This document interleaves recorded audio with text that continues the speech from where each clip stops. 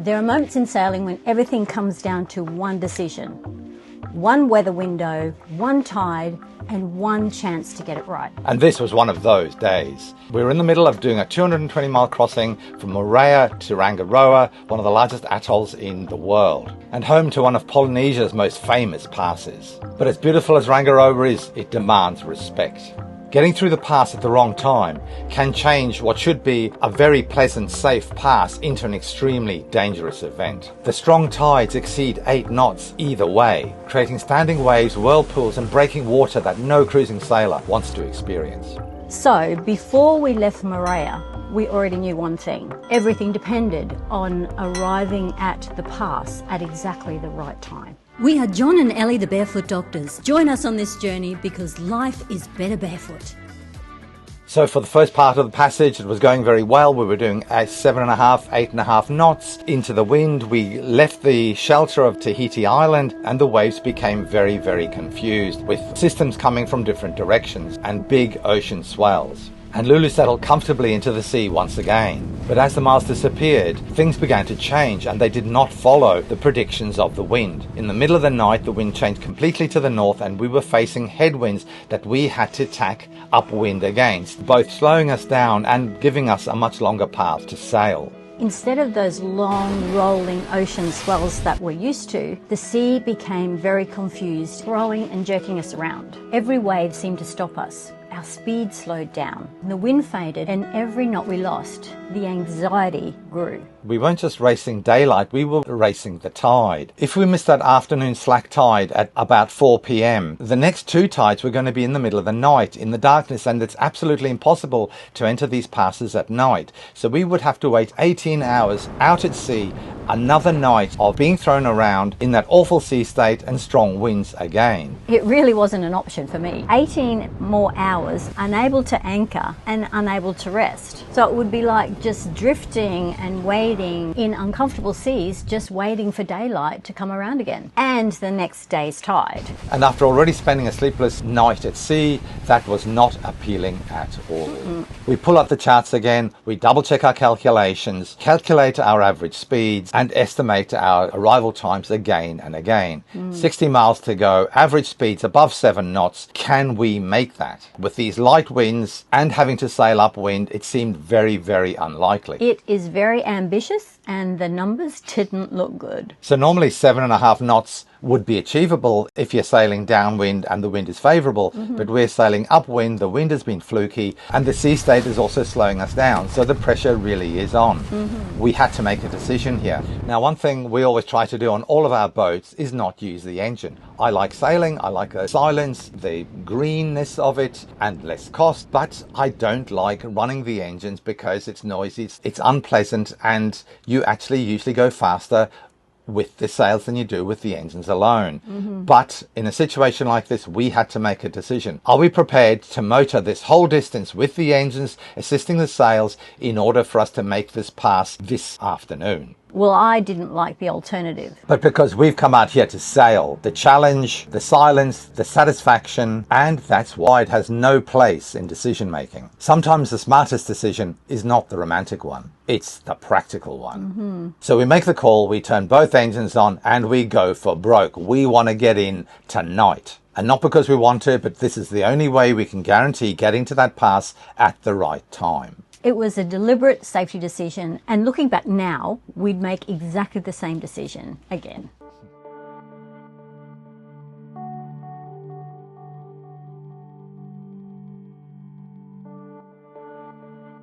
So we are the morning of the second day.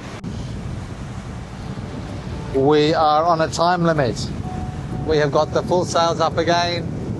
There was a big storm that we had to avoid, or that we were nervous about, putting out 25 knot winds. So we dropped the main and dropped the jib eventually too. But now we've got them both back up. The wind is around 17 knots. It's kind of fluctuating between 13 and 19, fairly unreliably. The storm clouds that were out to windward of us have now all disappeared and drifted out behind us. It's looking like a nice sunny day. The main needs to be trimmed in a bit, but we are doing 8.2 knots, 8.3 knots at times. And we have the engines on. So we've got the engines on to get our speed up to about 8 knots because we have to get to the pass by 4 o'clock in the afternoon. And if any later than that, first of all, it'll be too dark, but then the tide will race.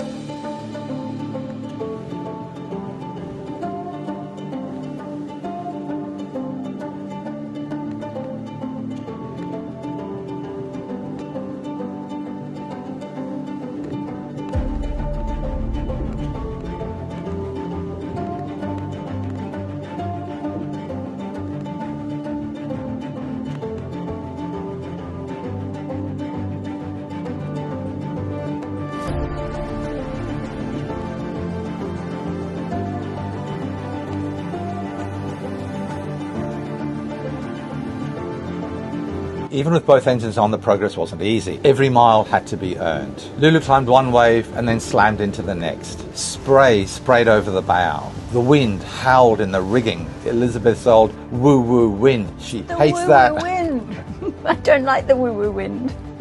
An unexpected wave would lift us and drop us back into the next trough or slam into the side of us, send us reeling sideways. The boat shook. Everything on board reminded us we were doing a Pacific crossing. Wherever we could, we kept every scrap of sail up that we could manage. That extra little bit of drive from the sails kept the boat at really good speeds. And more stable, right? The sails always make the ride through the rough waters more stable because it reduces the rocking. Every gust mattered. We took advantage of every favourable wave. Every tenth of the knot at this stage started to matter. Slowly and painfully, the miles disappeared behind us.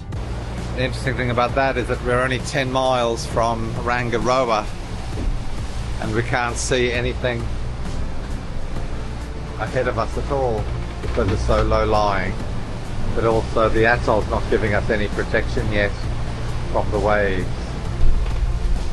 So even the waves are coming from the east, I would have thought this would have given us protection, but presumably they're all running along the ocean like this and just curve. 9 knots. Pretty good. 0.2. Daybed. What do we do on our daybed? Spend our days. And finally, Rangiroa appeared on the horizon, a long, thin ribbon of palm trees rising from the ocean. Normally, seeing land after an overnight passage brings enormous relief. Because reaching Rangiroa wasn't enough. The pass was actually still miles away. Okay guys, so we have arrived at Rangiroa, and although the island is right here and we can see it a few miles away, we are approaching from the southwest corner and the openings are up there at the top. So we've actually still got another 30 miles to go to sail up around to the north side and go in through the passes on the north side. So 30 miles to go, and then we will be in flat water and have a passage beer. Woo-hoo-hoo! Yay! Can't wait. I'm ready. Let's crack open that beer. Let's put it on ice. So as each mile clicked by, we were definitely getting closer, but so was our deadline. Yeah, the clock was just ticking down. Putting us under pressure, Under pressure, and we just had to keep going. So here we are sailing around the northwest corner of Rangiroa. We came in from the south down there. Southwest corner is there that you can see. This is the northwest corner. And we are sailing with full main and jib. And we are doing around 8 knots, 7.7. We were doing 8 knots, 7.9, 7.8, 7.7. And we have about 12 miles to go. So at 8 knots it'll be about an hour and a half. And then we go in through the pass, and we've never been through this pass before. We've never been to Rangiroa before. So we'll have to see what it's like, but it's very few marks on it, but it seems to be a fairly straight channel with banking size rather than coral, so that should be straightforward. I'm always a little bit nervous going into cuts, into atolls, because when I haven't been there before, because you're never quite sure if it's going to be obvious where the channel is. But look how wonderful we're sailing along here. This is under the sail, no engines on. What? So, LouLou. For all of you out there who are wondering, for all of you out there who are wondering how LouLou is going, at the moment she's going great guns. Yeah. So this has been a shakedown cruise that we didn't think we'd have this much of an intense shakedown cruise on this passage, but anyway, LouLou has come up trumps. Yeah, handled it well. The weather forecasting again from windy and predict wind was as useless as ever. Roughly right, but significantly wrong. But you get that. Anyway, so we are very happy to be here, and I'm sure LouLou's We haven't quite got there. Yeah, well, We'll be very happy. Flat water anyway. Yeah, we're very good, very happy to be in flat water. And I'm sure LouLou is very happy to arrive as well. So Yeah, the boat's covered in salt now from the spray.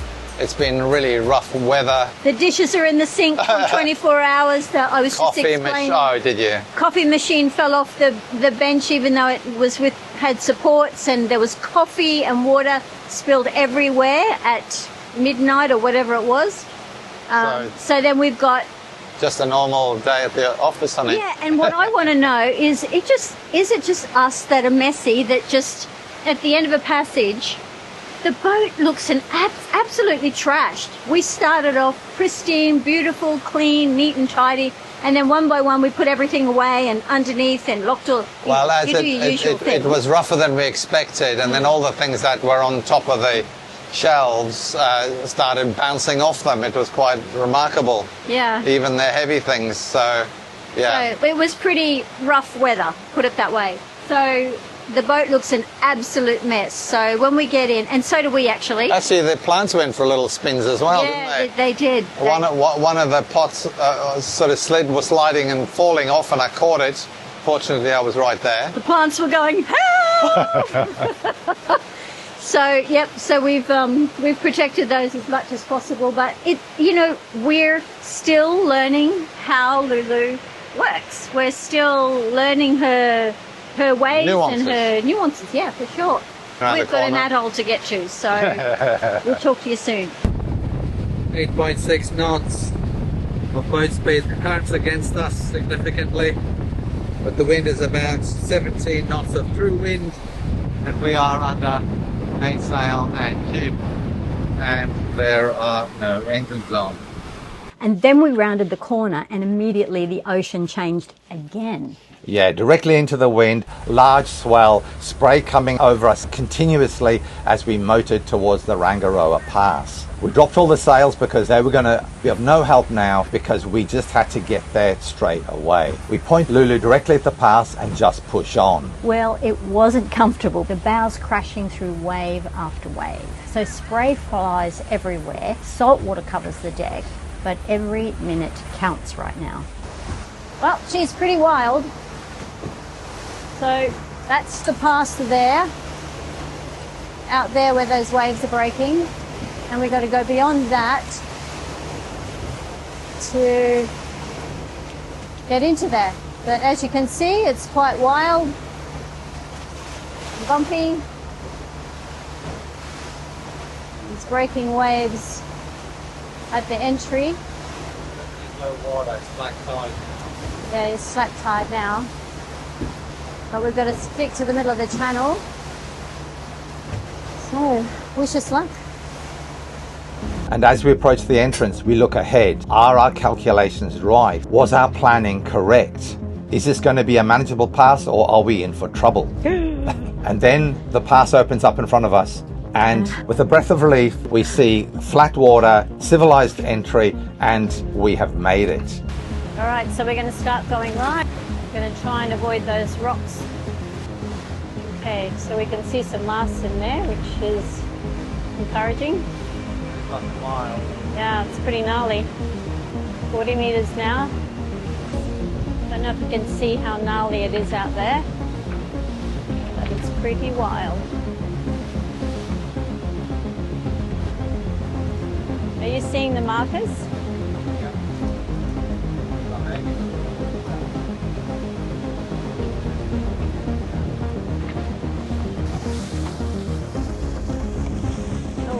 we don't want to look to the right side.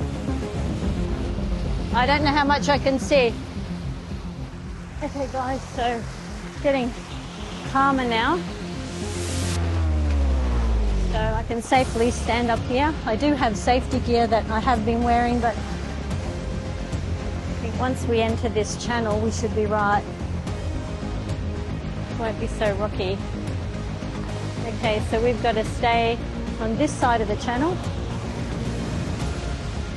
and try and stay in the middle. Okay, so the leading markers are lining up. So these are leading markers. So what that means is you've got two poles that are lined up, and if you're in the right spot, those lines, those markers will line up. So John and I have got our marriage saver mics on, so we can hear each other. He is going to have to move more to the port side because there's a whole bunch of rocks straight ahead of us. Turn left around those markers. Around, yeah. So we're 18 meters here. The current is even pushing us in from behind at about 3 knots, but halfway through the pass it goes calm and then starts giving us a contrary current of 3 knots as well, so we were obviously there right on the change. So this is coming up to about 3 meters here, and you can see the reef underneath.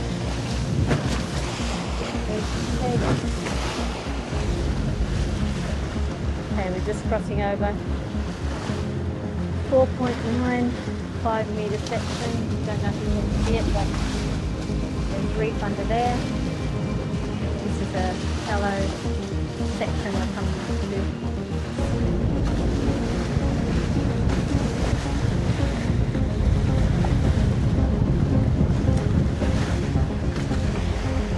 But the pass was manageable and we get ourselves into Rangiroa and out of that awful ocean swell. I can't begin to tell you the relief we both felt after knowing we'd got there at the right time. It was still daylight and we were being assisted by the current mostly, so it was such a relief. But even so, it wasn't time to relax yet because we still had to find the anchorage. And the anchorage that was listed on the charts was just inside the pass at the large town, but when we arrived there, there was 2-foot waves and no boats. This particular anchorage was obviously completely untenable in this wind. So where were the boats? So we looked around and in the far distance we could see masts. So we realized that had to be where to go. Can you see straight ahead of us? There's a whole bunch of masts sticking up. They're a long way away.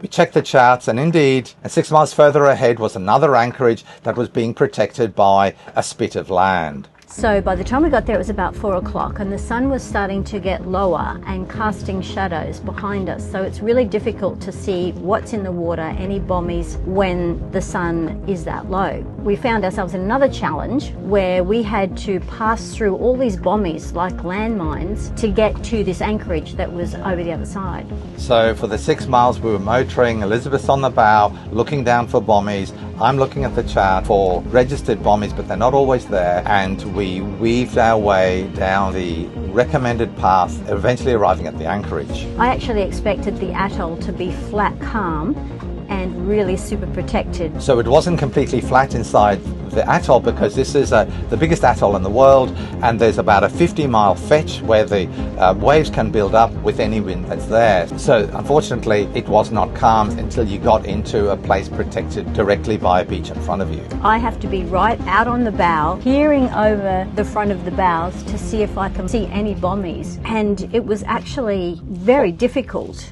because of the condition of the sun, and also, you know, the boat was going up and down like that, so I was having to hold on for dear life while checking for bommies, so that wasn't ideal either. So we went very, very carefully because everybody says always go with the sun high so you can see the water in front of you. But we're at the end of a 2-day passage and we are exhausted.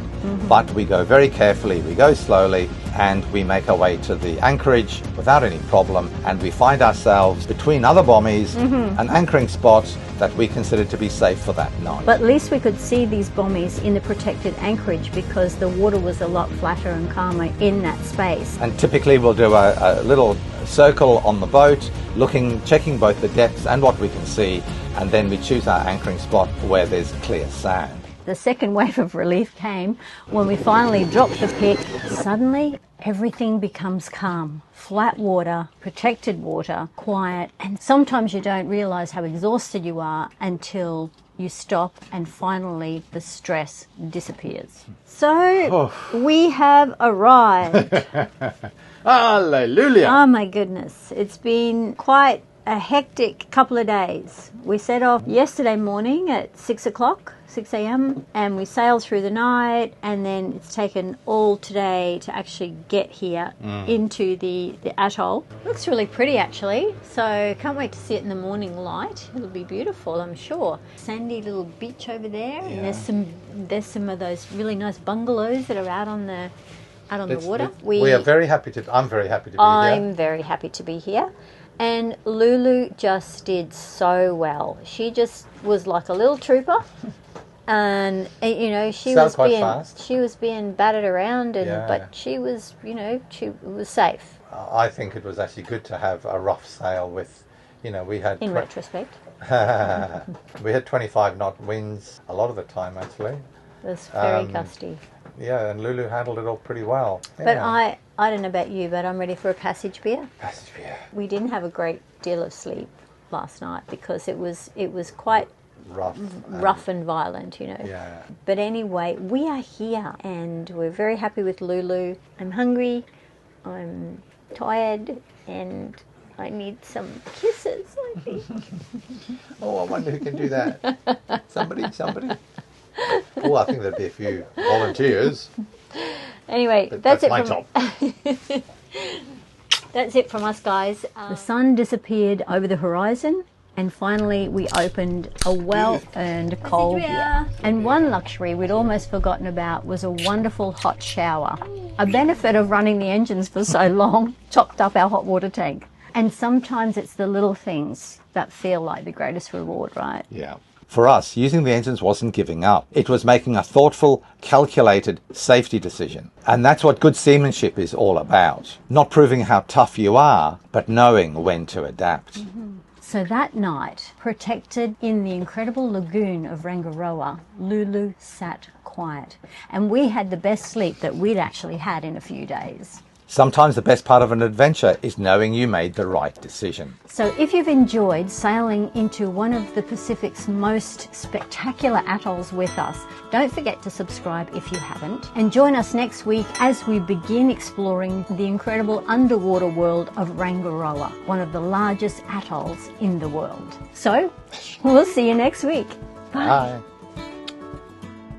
And as always, a big thanks to our Patreons who support the Tough Minds program, which is continuing to make a big difference and save lives around the world every single day. So we'll see you in next week's video. Bye from us.